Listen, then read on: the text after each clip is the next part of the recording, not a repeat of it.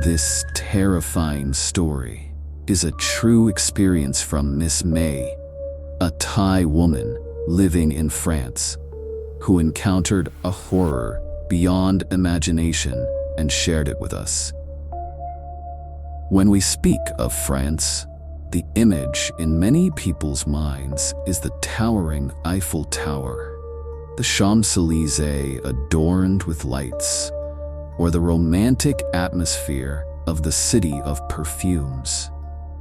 But in another corner of this ancient land, mysteries lie hidden beneath old European architecture, especially in the quiet countryside. The story Miss May had to face changed her dream home into a prison of terror that she and her family would never forget. The story began several years ago. Miss May had been married to her Thai husband, who grew up in France, for over 4 years. When their little witness of love was born, the need to expand their living space followed. Having lived in a rental house with her mother-in-law, they started looking for a home, a foundation for their family, a place for their son to run around, and a kingdom for Austin, their beloved dog. However, with budget constraints, finding a detached house with land at an affordable price in France was not easy. They scouted for a house for over a year, until one day, Miss May's husband found a place that seemed to be the final answer. It was a second-hand house in good condition, spacious, and most importantly, incredibly cheap. Her husband handled the purchasing contract with joy, while Miss May hadn't yet had the chance to see the actual location. When the day came for her husband to drive her to see the house for the first time, Miss May's excitement slowly vanished. As the car turned onto the small road leading to the house, the sight that appeared made her heart drop. Flanking both sides of the road were not green meadows or neighbors' houses, but cemeteries. A western graveyard with rows of tombstones set amidst tall trees spreading branches so thick that sunlight couldn't reach the ground. The atmosphere was so silent you could hear your own breath. Their dream house stood tall, right in the middle, embraced by the land of the dead on both the left and the right. Although Miss May was terrified of ghosts, the contract had already been signed. She had to force herself to move forward, trying to comfort herself that foreigners probably didn't hold on to these superstitions. Stepping inside to explore, the general atmosphere seemed normal, until they walked into one specific bedroom, which the agent said used to belong to the previous owner's son. The moment the door opened, a musty smell mixed with the faint scent of incense drifted to her nose. On the old parquet floor, there were traces that gave Miss May goosebumps. They were traces of offerings that had dried and caked onto the wood. There was a small incense burner with black incense sticks burnt all the way down. And most terrifying of all was a circular burn mark on the floor, as if a ritual had been performed in this very room. A cold chill ran down her spine. Miss May immediately told her husband She felt strongly uneasy about this room, but he tried to console her, saying they would renovate everything anyway. New paint, new floors, and all the bad things would disappear. Little did they know, painting over a wall cannot erase the spirits that dwell within. The turning point, comparable to unlocking a door to another dimension, happened on the very first day they moved in. While everyone was busy moving things, Austin, the family dog, ran out to the backyard and began barking aggressively. He wasn't barking at squirrels or birds. He was standing there, staring at emptiness, barking at the wind with rage, as if driving away an invisible intruder.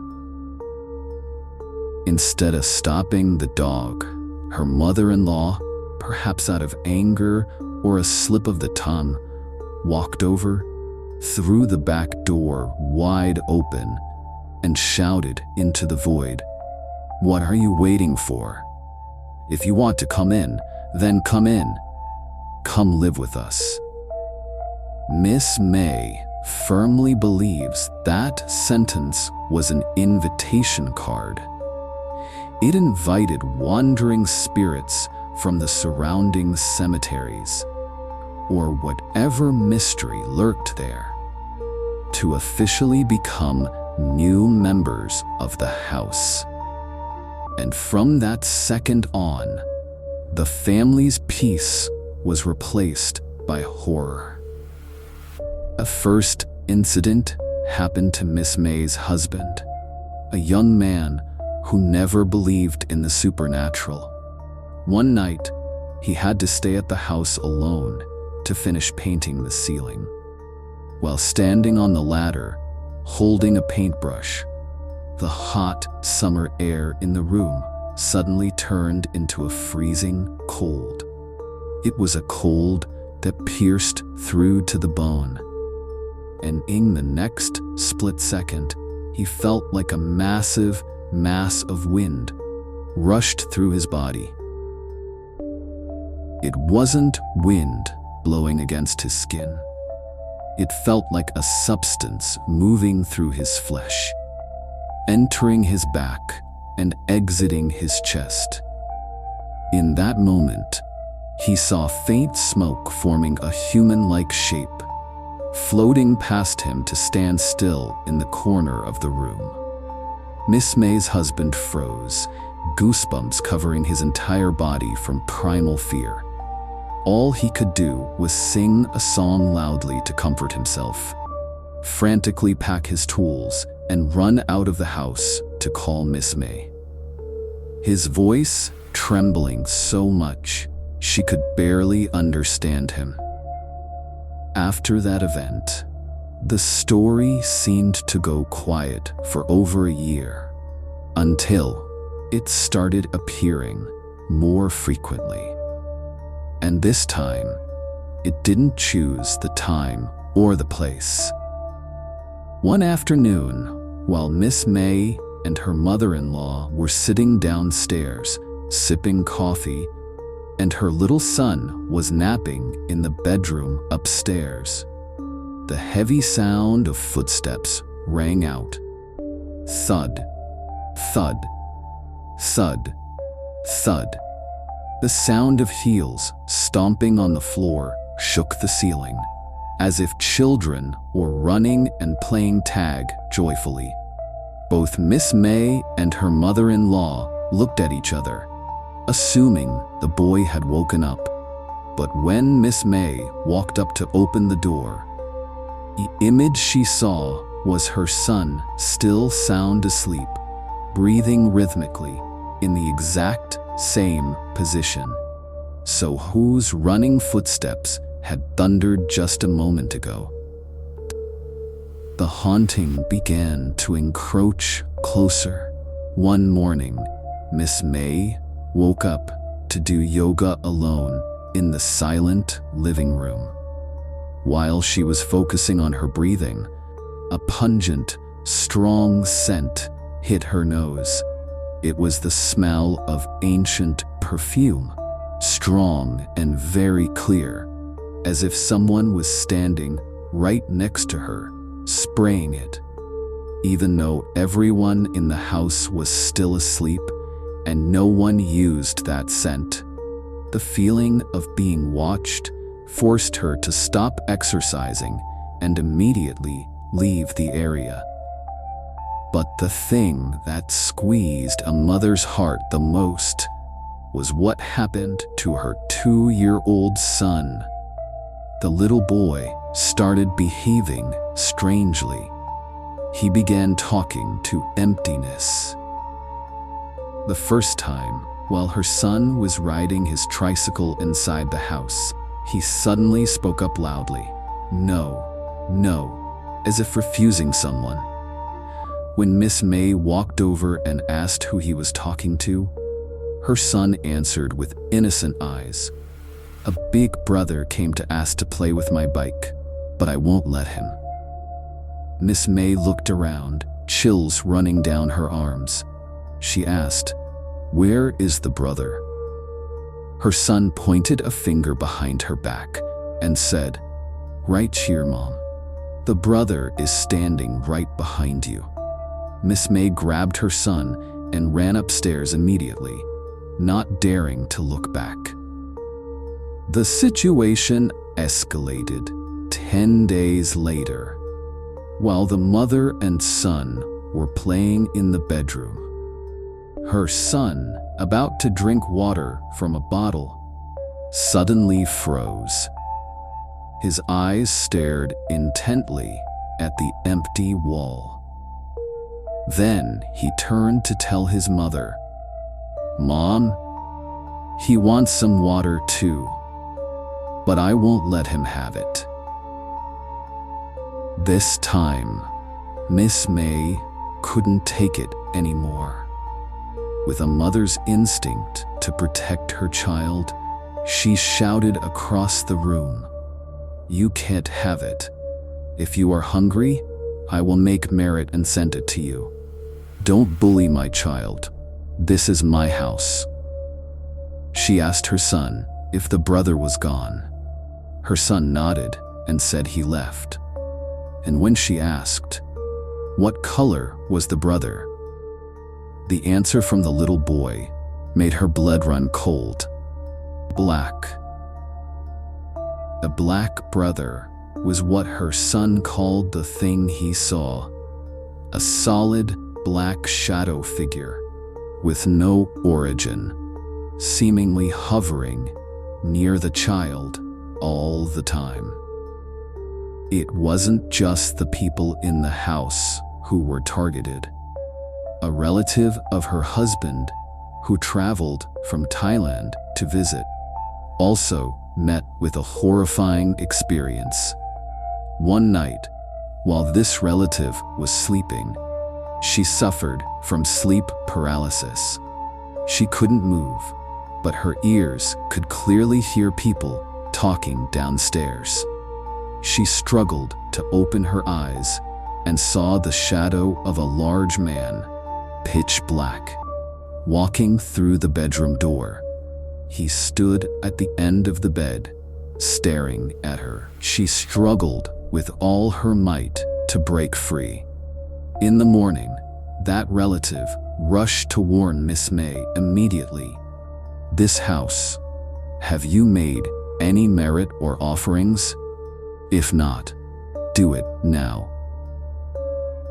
The final straw that made Miss May make a definitive decision happened one evening after work. When she arrived in front of the house, out of habit, she looked up at the second-floor window, the room that used to have the offerings. Her eyes clashed with the shadow of a man, tall and large, standing still at the window, staring down at her. At first, She thought it was her husband, but when she unlocked the door and entered, she heard the sound of her husband and son laughing happily in the downstairs bathroom. If everyone was downstairs, then who was the man standing at the upstairs window staring at her just seconds ago? Miss May gathered her courage to walk up and check that room. She found only emptiness and silence. No one was there, but the feeling of being watched still lingered heavily in the air. After that event, the family decided to move out immediately, leaving the dream home that had turned into a nightmare behind. But the questions still swirl in Miss May's mind to this day. What was it that they encountered? Was it the spirit of the previous owner's son, who was possessive of his room? Or was it something from the cemetery next door that accepted her mother-in-law's invitation that day? And the black brother who kept asking to play with her son. Gee, what did he really want? This is a costly lesson that reminds us, before choosing a place to live, don't just look at the beauty or the price.